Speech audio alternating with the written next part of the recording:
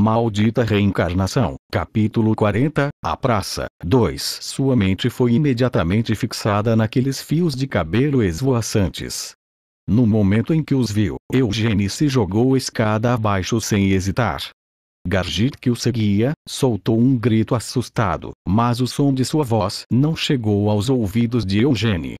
A praça abaixo estava lotada de pessoas, mas Eugênie correu para a multidão sem se importar.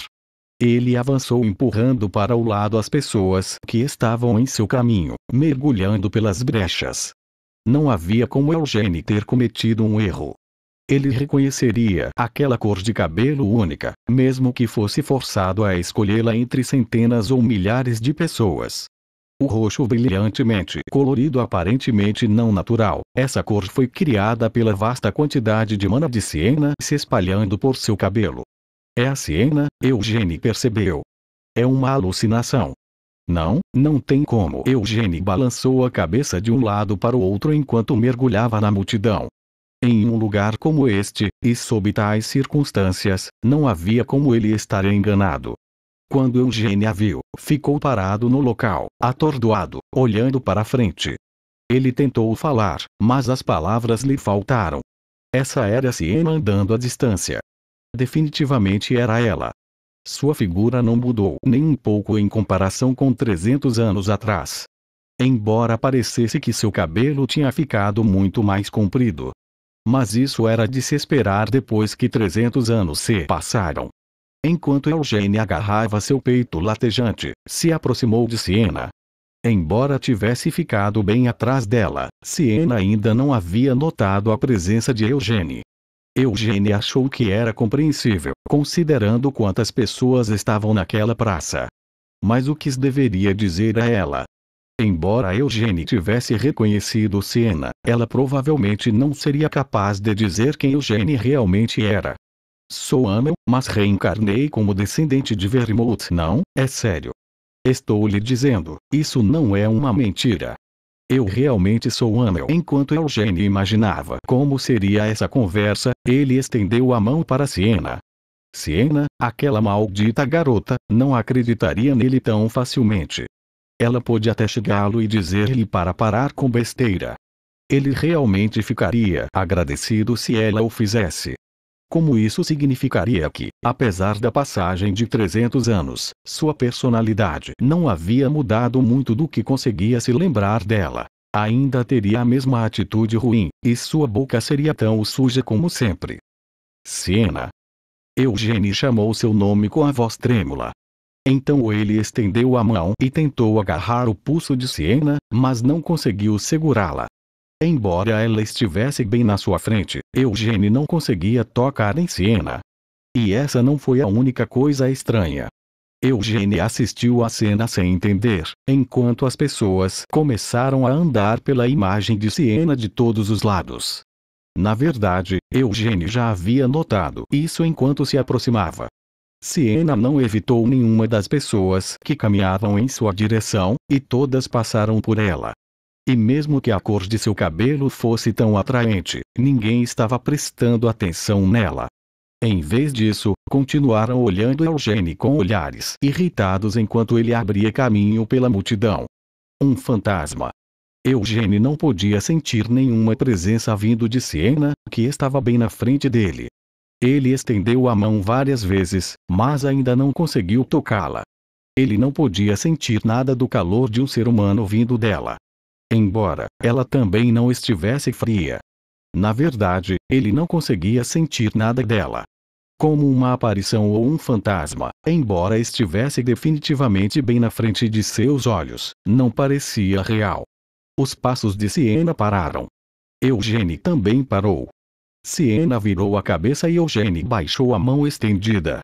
Como ele não poderia pegá-la, mesmo que tentasse segurá-la, sentiu que não havia sentido em continuar tentando. Eugênie olhou para o rosto de Siena. E assim como esperava, o retrato da mansão e a estátua em frente à Torre da Magia pareciam melhores do que a coisa real. A Siena no retrato suavizou sua expressão geralmente descontente, em vez disso, deu um sorriso benevolente. A Siena esculpida na estátua estava sorrindo com bravura e confiança. Mas a Siena na frente dele não tinha nenhuma dessas expressões. Em vez disso, seus olhos estavam cheios de irritação e fadiga. Seus lábios não paravam de murmurar dia após dia. No mínimo, seu rosto ainda estava exatamente como Eugênie se lembrava. Agora, que tipo de expressão ele deveria fazer? Em primeiro lugar, Eugênie mostrou-lhe um sorriso. Mas então teve um pensamento repentino. Se apenas sorrisse para ela assim, Siena não seria capaz de reconhecê-lo. Como não respondeu às inúmeras chamadas dele atrás dela, parecia que provavelmente também não conseguia ouvir a voz dele. Mas ainda assim se virou para olhar para trás. Isso não significava que ela ainda podia ver com os olhos. Agora, então Eugênie imediatamente ergueu os 2 dedos médios para Siena. Siena piscou em choque com essa visão. Seus lábios se separaram um pouco antes de fechar mais uma vez. Então ela riu e sorriu. Aquele sorriso era exatamente o mesmo que Eugênie se lembrava. Os lábios de Siena começaram a se mover.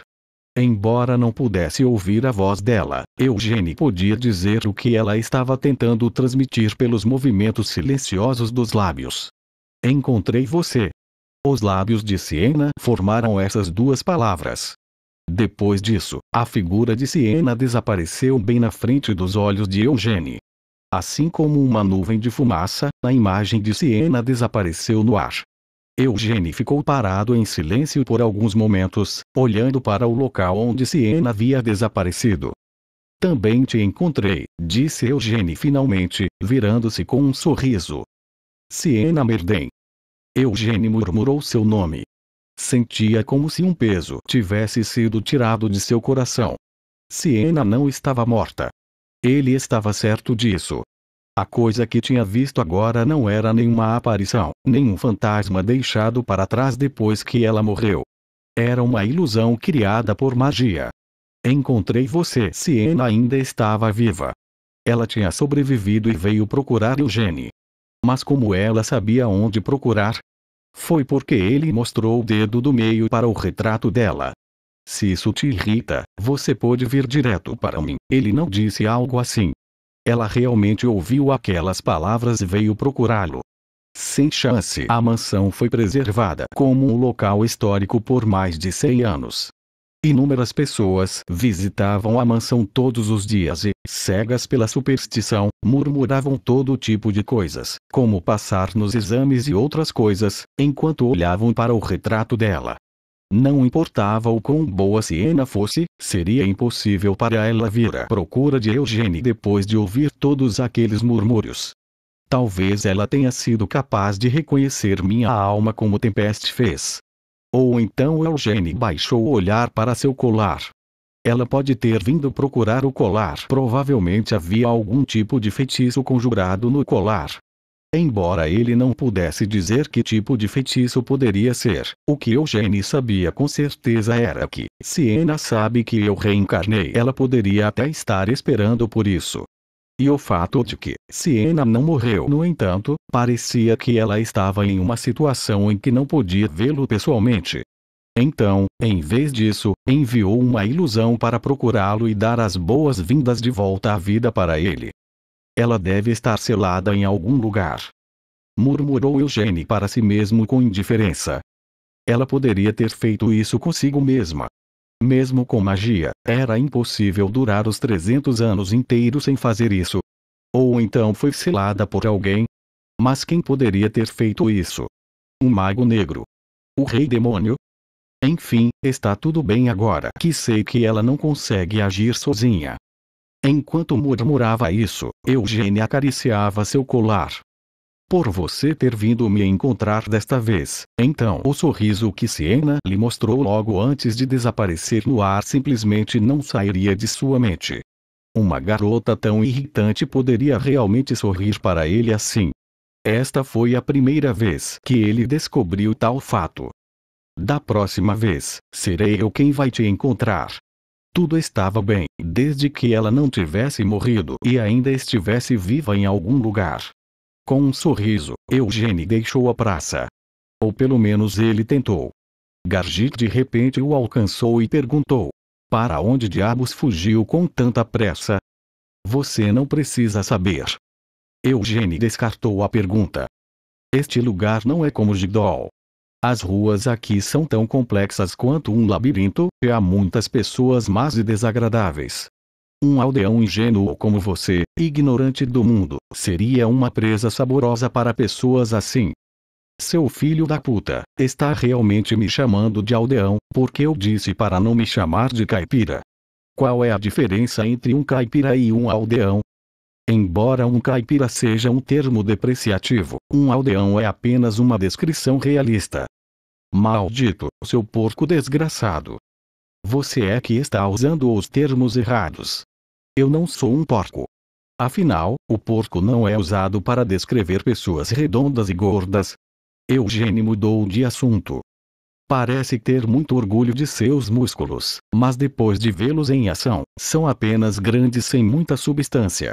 Você se esqueceu de como perdeu para mim na queda de braço. Só me distraí. Gargi tentou se desculpar. Se distraiu. Que merda das grandes. Você estava todo tenso antes mesmo de começarmos. Eugênie resmungou enquanto dava um tapa nas costas de Gargit. Aos meus olhos, sejam seus músculos orgulhosos ou a gordura balançando de um porco, tudo parece o mesmo. Não insulte os músculos criados pelo revolucionário agente de crescimento muscular da nossa família. Não estou insultando. Só acho uma pena que músculos tão cuidadosamente esculpidos sejam desperdiçados. Você não deve se concentrar apenas em aumentar inutilmente o tamanho do seu corpo, mas sim pensar em como fazer o melhor uso de seus músculos. De fato, embora Eugênie tivesse acabado de cuspir a primeira desculpa que lhe veio à mente, os olhos de Gargit se iluminaram como se ele tivesse alcançado uma grande iluminação. Gargit assentiu. Tem razão. Em algum momento, parece que deixei de ouvir a voz dos meus músculos e me concentrei apenas em exibi-los. Deixa essa besteira para depois quando estiver por conta própria. Apenas me mostre sua fórmula da chama vermelha. Eugênie exigiu. Eugênie e Gargit entraram no ginásio anexo ao alojamento de Gargit. Assim como ele havia planejado no banco, Eugênie estava ali para testemunhar a execução de Gargit da fórmula da chama vermelha. Você já aprendeu a fórmula da chama branca, então por que está interessado na fórmula da chama vermelha também? Perguntou Gargit. Eugênie deu de ombros. Estou apenas curioso. Bem, não é difícil mostrar. Sem mais perguntas, Gargit tirou a camisa e a jogou de lado. Eugênie não entendia por que Gargit sentiu a necessidade de tirar a roupa, mas parecia inútil falar alguma coisa, então calmamente continuou a observá-lo. Enquanto flexionava seus músculos salientes, Gargit fez uma pose e a manteve. Eventualmente, Eugênie não aguentou mais. Está apenas circulando a fórmula da chama vermelha, então por que tem que tomar uma postura tão perturbadora? É minha preferência. Gargit grunhiu. É mesmo. Os olhos de Gargit mergulharam lentamente em um foco calmo. Logo, todo o seu corpo foi envolvido em mana avermelhada. Esta era a fórmula da chama vermelha dos clãs colaterais Lyonheart. De relance, Eugênie já podia ver a diferença entre ela e a fórmula da chama branca. Entre as duas, a densidade da mana era incomparável. Embora se assemelhasse à fórmula da chama branca no modo como tremeluzia como jubas de fogo, essa semelhança era apenas superficial, pois havia uma enorme diferença no poder real das duas escrituras. A fórmula da chama vermelha também pode dividir o núcleo? Eugênie perguntou curioso. A fórmula da chama vermelha de nossa família pode chegar à quinta estrela. Respondeu Gargit com orgulho. A versão da fórmula da chama vermelha ensinada pela família principal não permite que você separe novos núcleos. Mas vários ramos colaterais desenvolveram ainda mais a fórmula da chama vermelha. Graças aos esforços de nossos incríveis ancestrais, nossa família conseguiu aumentar o número de estrelas que podem ser geradas pela fórmula para 5 estrelas. Até onde sei, entre todas as versões da fórmula da chama vermelha derivadas das linhas colaterais, apenas algumas podem gerar 5 estrelas. A família do meu pai mal conseguia alcançar a segunda estrela, lembrou Eugênie. Olhando dessa forma, parecia que a fórmula da chama vermelha nunca seria capaz de superar a fórmula da chama branca. Enquanto acariciava o queixo, Eugênie ficou perdido em pensamentos por alguns momentos. Quando ele saiu de sua reflexão, perguntou a Gargit: "Quantas estrelas você tem?" "Estou na segunda estrela", disse Gargit. A segunda estrela da fórmula da chama vermelha era incomparavelmente mais fraca que a segunda estrela da fórmula da chama branca, da qual Eugênie já havia passado. Apesar de ter sido desenvolvida ao longo de centenas de anos, a fórmula da chama vermelha ainda estava limitada a 5 estrelas. Vermouth, aquele maldito, realmente era um gênio. A fórmula da chama branca da linha direta e a fórmula da chama vermelha das linhas colaterais. E a fórmula da chama vermelha ensinada aos cavaleiros que servem a linha direta nem mesmo permite que você separe seu núcleo. Dito tudo isso, a fórmula da chama vermelha ainda era uma excelente escritura de treinamento de mana. Os cavaleiros que juraram lealdade à família principal tinham a honra de servir ao clã Lyonheart e um grande orgulho em aprender a fórmula da chama vermelha. Não importa o quanto eu pense sobre isso, simplesmente não consigo entender o porquê. Vermouth não era um desgraçado tão mesquinho, mas ele ainda havia ordenado que a fórmula da chama branca fosse mantida como segredo da família principal, enquanto a fórmula da chama vermelha seria ensinada às linhas colaterais de seus descendentes. No entanto, a família principal não foi autorizada a usar sua força para ajudar a desenvolvê-la ainda mais, então o desenvolvimento da fórmula da chama vermelha foi deixado apenas para as linhas colaterais de seus descendentes. Dessa forma, a lacuna entre as linhas direta e colateral poderia ser reduzida, mas nunca extinta. "Já vi o suficiente", declarou Eugênie por fim. Embora ele ainda não conseguisse entender as ações de Vermouth, Eugênie não estava muito empenhado em descobrir isso. Por enquanto, o que estava claro era que a fórmula da chama branca era superior à fórmula da chama vermelha. Se tivesse potencial suficiente, eu estava pensando em tentar enxertar a fórmula da chama vermelha na fórmula da chama branca, mas parece que não há necessidade. Mesmo entre todas as linhas colaterais, a fórmula da chama vermelha, pertencente à família de Gargit, era excelente o suficiente para ser considerada uma das melhores. Mas ainda não era boa o suficiente para deixar Eugênie ansioso para aprender. Parece que não há necessidade de adicionar a fórmula da chama vermelha. Claro, o que Eugênie tinha visto não era o pico da quinta estrela da fórmula da chama vermelha. No entanto, apenas pela densidade da mana e os movimentos que havia visto naquele momento, foi o suficiente para determinar o nível completo dela. Então, sem nenhum arrependimento, Eugênie virou as costas para isso. "Estou indo", disse ele. "Já vai embora?" perguntou Gargit. "Mas os testículos do gigante devem chegar em breve. Vou deixar a inspeção fina para você. Mas já tirei a roupa e comecei a circular a fórmula da chama vermelha. Que tal um treinamento de combate ou uma luta prática? Eu definitivamente vou ganhar de qualquer maneira, então qual é o sentido de fazer isso? Em vez de pensar nisso, por que você não, como disse mesmo?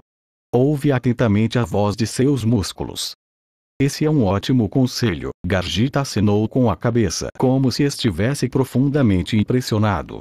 Ele imediatamente se abaixou e começou a fazer flexões, mas Eugênie não se virou para olhar para ele.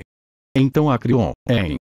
O sorriso de Siena ainda não havia desaparecido da mente de Eugênie. Eles não disseram que Siena deixou seu último grimório lá. A série de 3 volumes, Bruxaria. Não havia nada que se destacasse em sua mansão. O mesmo valia para sua estátua também. Então, isso podia significar que há algo na biblioteca da Torre Mágica Verde. Esse era o lugar onde Siena geralmente podia ser encontrada durante seu tempo como mestre da torre. Seria ridículo da minha parte começar a bisbilhotar a Torre Verde sem motivo. Por enquanto, vou precisar esperar a resposta à carta de recomendação de Lovelian para ver se tenho permissão para entrar em Crionbalzáculo de Beth. O mestre da Torre Negra também disse que escreveria uma carta de recomendação para Eugene. Como as coisas tinham acontecido assim, Eugene sentiu que poderia esperar uma resposta positiva a essas cartas de recomendação. Não precisa ter tanta pressa, murmurou Eugene para si mesmo enquanto se dirigia para a Torre Mágica Vermelha. Não é como se eu estivesse sendo mantido no aguardo. Como já haviam esperado 300 anos por ele, não deveria haver reclamações se esperassem um pouco mais. Não é como se eu tivesse pedido para reencarnar, sabe? Em vez de voltar para seu quarto, Eugene foi direto para o elevador e desceu até os laboratórios subterrâneos. Além disso, devo ser capaz de encontrá-los dentro de 10 anos, ou mais tardar. Como já estão esperando há tanto tempo, podem esperar um pouco mais. Entrando em um laboratório vazio, ele fechou a porta atrás de si. Então, casualmente jogou de lado o casaco que estava vestindo e colocou o fragmento da espada do luar no centro do laboratório. Vamos começar examinando a passo. Enquanto murmurava isso, Eugene olhou para o fragmento da espada do luar. Ele tinha visto o fragmento continuar a absorver o luar durante toda a manhã. Embora nada parecesse especial sobre isso, além do fato de poder emitir luz, definitivamente ainda era um fragmento daquela aterrorizante espada do luar. Uma espada que apenas Vermouth tinha sido capaz de usar. HM. Eugene murmurou enquanto circulava lentamente a fórmula da chama branca. Usando as estrelas ao redor de seu coração como círculos, ele lançou um feitiço. Fvosh. Uma enorme bola de fogo apareceu na frente de Eugene. Embora fosse apenas um feitiço ofensivo do primeiro círculo, a bola de fogo criada a partir da mana da fórmula da chama branca era tão grande que era impossível acreditar ser apenas um feitiço do primeiro círculo. Eugene lançou a bola de fogo com confiança no fragmento da espada do luar, mas nem deixou uma marca de queimadura. No momento em que a bola de fogo tocou o fragmento, o misterioso poder do fragmento dispersou toda a mana contida no feitiço, desintegrando-o. É diferente da espada devoradora, observou Eugene. A espada devoradora, a spell, cortava a estrutura mágica e engolia a mana. Também é diferente do escudo de Gedon. O escudo de Gedon desviava qualquer ataque que se conectasse com ele para outra direção.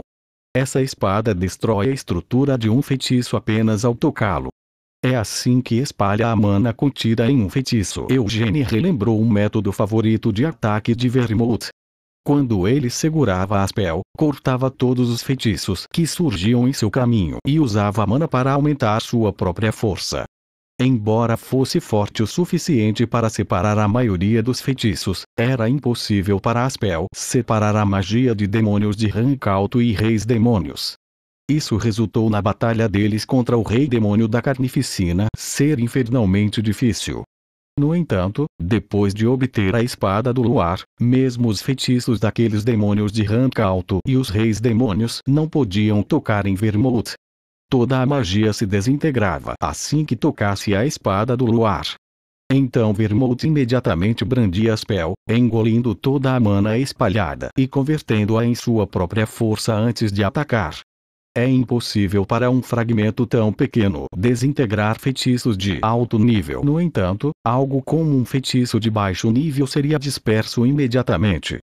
Nessas circunstâncias, até mesmo colocá-la em uma caixa de madeira é suficiente para esconder seu poder. A condição para que o poder da espada do luar fosse ativado era que ela precisasse entrar em contato direto com a mana. Como exemplo, Eugene conseguiu operar a fórmula da chama branca como de costume, mesmo carregando a caixa de madeira ao lado do peito. Apenas carregando-o comigo quando saio, posso lidar com qualquer ataque surpresa. Era uma maneira bárbara de usá-lo. No entanto, o poder desse fragmento não era bastante bárbaro. Já que é assim, vamos ser bárbaros juntos. Com um sorriso feliz, Eugene puxou Vinit. Se esse fragmento não interferir na minha mana, a mana absorvida pela fórmula da chama branca engoliu o Vinit. E se isso não interferir em nenhum feitiço que eu lançar depois de manifestar sua espada de luz, ele conjurou seus feitiços. Dezenas de mísseis mágicos obedientemente pairavam ao redor de Eugene. Então isso significa que a densidade da minha mana aumenta com cada aumento no nível da minha fórmula da chama branca.